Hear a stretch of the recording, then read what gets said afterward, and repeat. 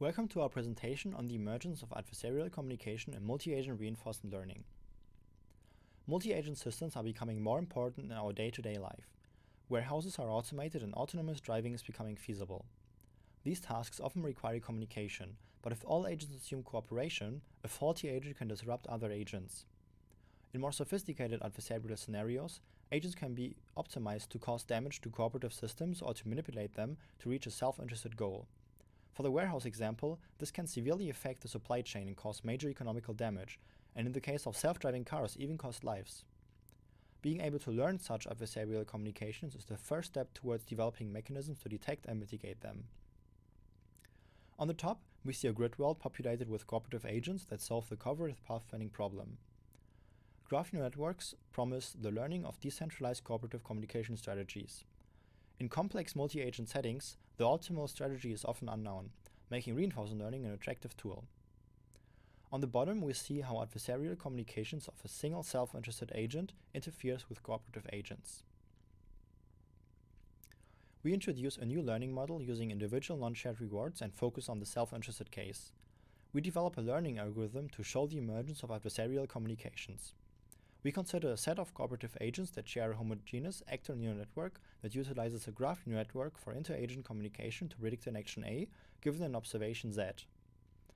A centralized critic takes into consideration each agent's observation Z and a global state S and outputs a value function estimate V.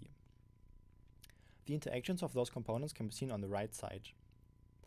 The homogeneous aggregation GNN formulation takes into consideration the graph shift operator S, which in the simplest case is an adjacency matrix, a feature vector X, and a set of weights H for each communication hop K. We extend this formalization with a heterogeneous AGNN so that each of the N agents can have a different set of neural network weights H. Note that both AGNNs can be trained centralized but executed decentralized. We first train the cooperative policy with state-of-the-art policy gradient. For the self-interested training, we freeze the cooperative policy and modify the policy gradient so that the self-interested agent estimates its advantage with respect to all cooperative agents. We verify our model and learning algorithm with 3 experiments. First, we consider cooperative path planning in non-convex environments. From this experiment, we derive the split coverage, in which agents only receive a reward for covering the right side. Agents are represented as squares and can communicate to other agents within communication range. Black cells represent obstacles and colored cells represent the coverage of all agents. Lastly, we had a path planning experiment in which each agent has to reach its goal as quickly as possible.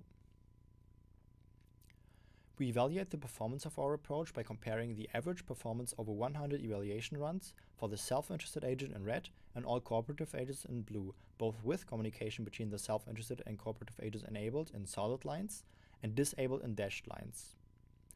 We can clearly see that with communication between the two groups enabled, the self-interested agent is able to obtain a significantly larger fraction of the return than cooperative agents. In contrast, if communication is disabled, this is reversed and the cooperative agents outperform the self-interested agents. This same pattern can be seen for the split coverage and path planning experiments as well. Lastly, we use a Posthoc Interpretation method to visualize the information encoded from the local observation of each agent, which is the message that is communicated to other agents. We compare for the self-interested agents on the left side and cooperative agents on the right side both the true local observation and the decoded message.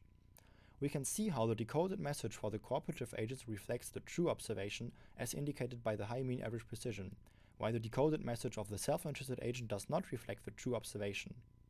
This means that the self-interested agent communicates adversarial, even manipulative information, whereas cooperative agents communicate truthful information. We introduced a model and learning algorithm that is capable of accommodating multiple agent objectives while maintaining a common differentiable communication channel. We are the first to show how to set up a learning system that allows the emergence of adversarial communications, which we analyzed using a post-hoc interpretation technique. In future work, we would like to perform co-training of self-interested and cooperative policies and research methods to detect and mitigate adversarial communications. Thank you very much for your attention.